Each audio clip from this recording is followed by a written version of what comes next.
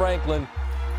What a play to rip it out of the strong hands of Brown.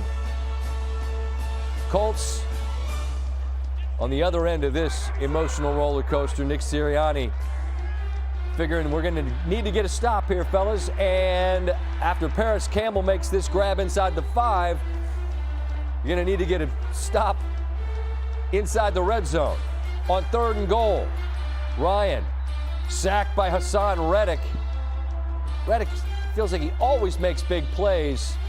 Matt Ryan was hoping for a face mask call.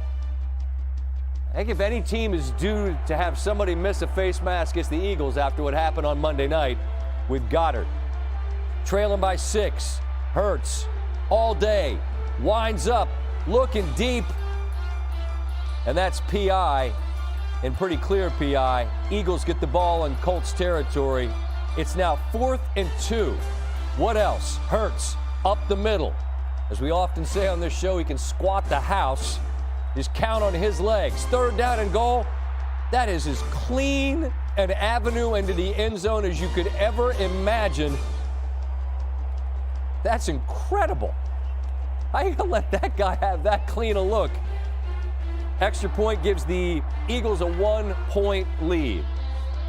3rd and 9. Ryan, and this has been the issue all year long. He's been pressured and sacked quite a bit. Brandon Graham gets there.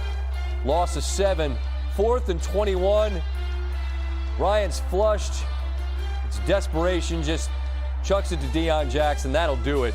Eagles get the comeback victory. Nick Sirianni on why winning in Indy against his former team meant so much. I'm emotional because I love Frank Reich.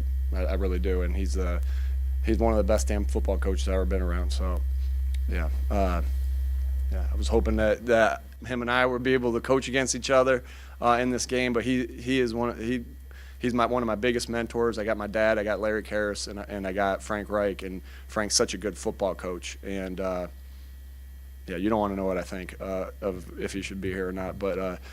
Because you guys can probably imagine what I really think. It was sweet to come here, especially with what happened in this organization in the last couple weeks, and get the win. The win. We live in Indianapolis with a win. Yep, it wasn't a work of art, but it really doesn't matter in the NFL. The Eagles matched their best 10-game start in franchise history. 3 of the other 9-1 starts came in the Super Bowl era, and Philadelphia made it to the Super Bowl. In each of those, they won it all in 2017. Giants came into Sunday 7-2, their best 9-game start, since 2008. They hosted the Lions, who were looking for their 3rd straight win. Cold, windy day in the Meadowlands. It's a 6-3 game, and looky here, Aiden Hutchinson, the rookie out of Michigan, continues to make big plays. That's his 2nd pick of the year. Just drops into coverage, reads Daniel Jones' eyes, and that puts the Lions in business. And there has been no bigger story down there in the red zone carrying the football this year than that guy. Jamal Williams into the end zone. 10-6 is the score. 2 minutes to go in the quarter.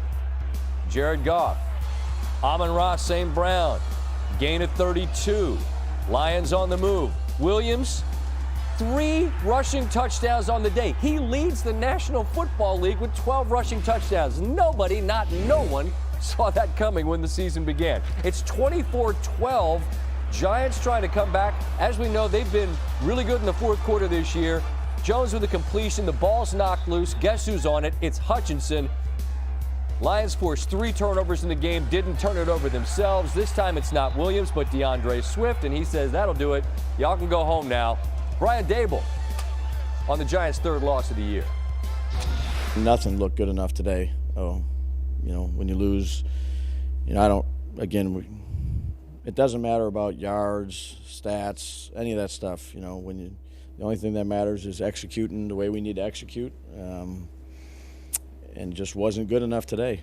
Again, it's hard to overcome 3 turnovers, have a 3-0 differential. I know it's boring, but that's the truth. It's a lot of things we could do better. It starts with me, and that's what we'll do. The Lions arrived off a pair of NFC North wins over the Packers and the Bears. We took them in our Wednesday head-to-head against the spread segment because they were a curiously small underdog. Funny how that works out, isn't it? As for the Giants, they are better than they've been in years past, as their 7 victories already attests. But they've now lost 2 of 3. Their next 4 games are all against the NFC East, and that entire division is over 500. Giants got pretty banged up on Sunday. It's a very quick turnaround with a Thanksgiving game at Dallas. This next month appears to be a pretty steep challenge for the New York Football Giants. In Cowboys history, they got some fair history. Cowboys dominating this one.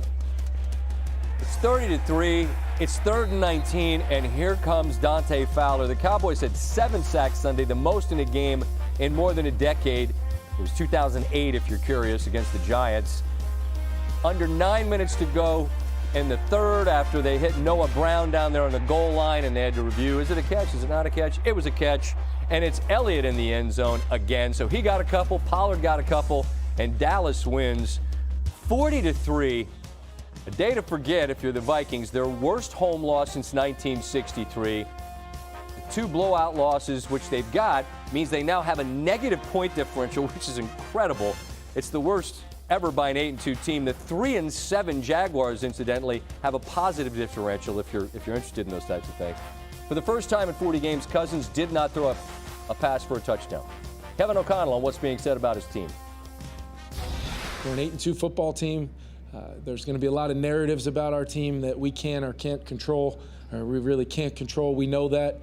We just got to look inward to our locker room. I felt I felt all along we've got the right kind of guys. We've got the right coaching staff. But at this point in the season, November comes, and sometimes you can get hit in the mouth. This league has a way of humbling any football team at any point in time if you don't play good football. This team can be special, but we've got to take it one game at a time. And as I said, we can't have a winning hangover and think that start smelling ourselves after this win. So it's about, turning the page and getting in tomorrow. And it was a rare treat for us this week. We got to talk to you on Thursday, and we said, look, these are 2 good teams. We'll accept that as a starting point. What do we figure we might learn? So if this game was a magnifying glass on something you really like about Dallas, let's start there. It was what? Dak Prescott, you referenced, the history there and the fact that he was 22 of 25. I mean, that's ridiculous. Yeah. Think about what they did with Dak on the field, because Cooper Rush came in, they were blowing him out so bad. They're 10 of 15 on 3rd down. That is remarkable to have that type of production on 3rd down. The other thing is you see just his command of this offense. And what I mean by that is knowing where everyone's going to be. He gets to number 5 here. This is basically a sluggo seam type concept. Love the sluggo seam, Starts to his left, comes back around. So he gets 1, 2, 3, 4, and then Pollard ends up being 5. And because the zone coverage got distorted, it created a great run after the catch opportunity. Similar thing here. It's a stick concept that he's working to the top. 1, doesn't like it. 2, doesn't like it there either. Now, I think he could have pulled either one. That's fine. He gets all the way back around to 5, but he does it quickly. It's a good, accurate throw. And with playmakers in this offense, that's a little swing route at the line of scrimmage that gets you a 1st down. Like, I just think there are elements of what he can do when he's playing at a high level that goes along with a really good football team, both defensively and offensively. That the Dallas Cowboys are a good team and going to be hard to beat. Minnesota's a good team too. They're 8-2, but as we know, they've been winning these 1-score games, and they are banged up front. How much did this game and then the concern about having a real quick turnaround where does that leave you with them at the moment? Yeah, I have short-term concern because of that, because exactly what you said. They're banged up front. Christian Darrisaw was going to have a hard time with Micah Parsons anyway, did early in the football game, but he leaves, and then it was a disaster. It was like the floodgates opened. Well, the problem for them is quick turnaround. They're not going to have Darrisaw. They already said that. They've already said that for Thursday. So I think that when you look at that, that's a problem. Now, I will say this. I think their formula in terms of what they like to do, they like to run the football. They have the misdirection play-action game. Like, that's what they live in. That's what they major in. They weren't able to do that today because the game got away from them. I think they'd come back to that, and they'll ultimately be fine. But this was a little bit of a wake-up call. But I think the luxury of the start, right? It was a rare treat for us this week. We got to talk to you on Thursday, and we said, look, these are 2 good teams. We'll accept that as a starting point. What do we figure we might learn? So if this game was a magnifying glass on something you really like about Dallas, let's start there. It was what? Dak Prescott, you referenced, the history there and the fact that he was 22 of 25. I mean, that's ridiculous. Yeah. Think about what they did with Dak on the field, because Cooper Rush came in, they were blowing him out so bad. They're 10 of 15 on third down. That is remarkable to have that type of production on third down. The other thing is you see just his command of this offense. And what I mean by that is knowing where everyone's going to be. He gets to number 5 here. This is basically a sluggo seam type concept. Love the sluggo seam, Starts Steve. to his left, comes back around. So he gets 1, 2, 3, 4, and then Pollard ends up being 5. And because the zone coverage got distorted, it created a great run after the catch opportunity. Similar thing here. It's a stick concept that he's working to the top.